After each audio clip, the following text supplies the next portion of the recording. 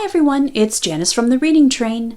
This story is called Side by Side by Rachel Bright, illustrated by Debi, Gliori.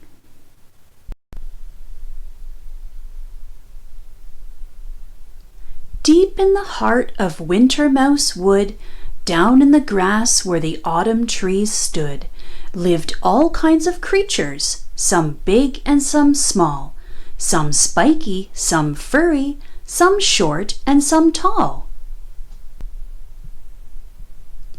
And here was a family of mouserly folk who nestled in burrow holes under an oak, and the tiniest, weeniest, youngest of those who had sticky out ears and a whiskerly nose was named Little Mouseling. She had a huge heart. She loved times together, not ever apart. But being so small, she was sometimes left out. When her brothers and sisters went up and about, she would scurry and skip as fast as she could. But they scattered so far across Wintermouse Wood. "Wait for me," she would sing. "Don't run. Oh, don't hide. Is there nobody here who will stay by my side?"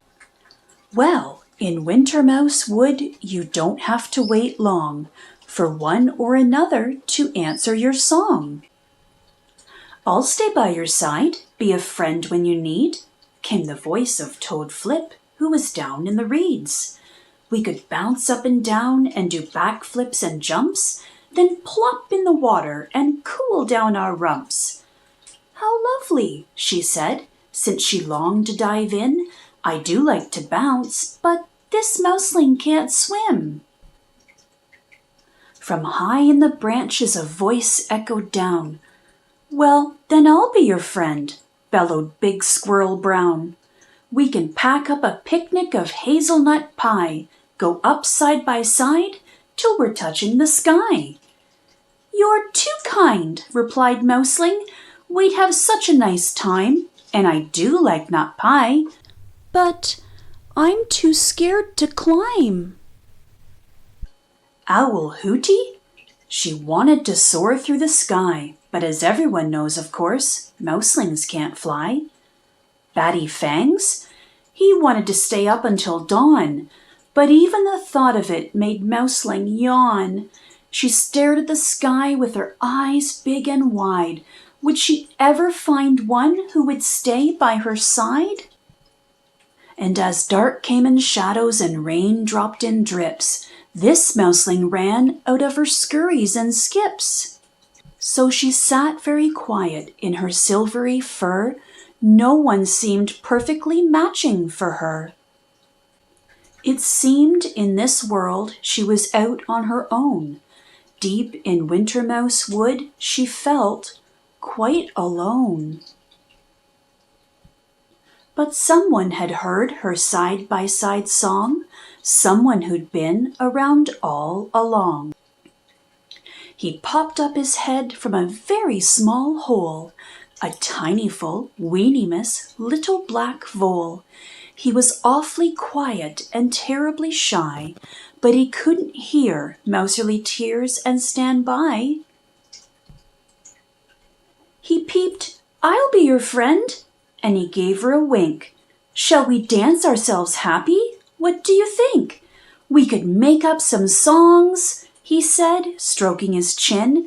"Perhaps all of the wood will want to join in."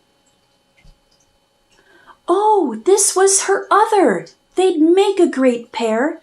If only she'd noticed he'd always been there. And now that they'd met, there was so much to do.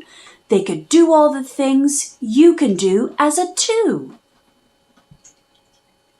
They could seesaw, play catch, and sit back to back.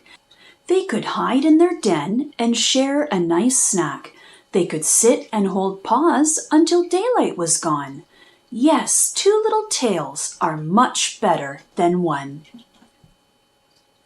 They were peas in a pod, they were birds of a feather, they were always best friends, whatever the weather. Two wonderful ones had found a forever, And forever is great when you spend it together. And now side by side they heard the same tune. So they sang to the stars and they danced to the moon. Yes, deep in the heart of Wintermouse Wood, a friend by your side makes life twice as good.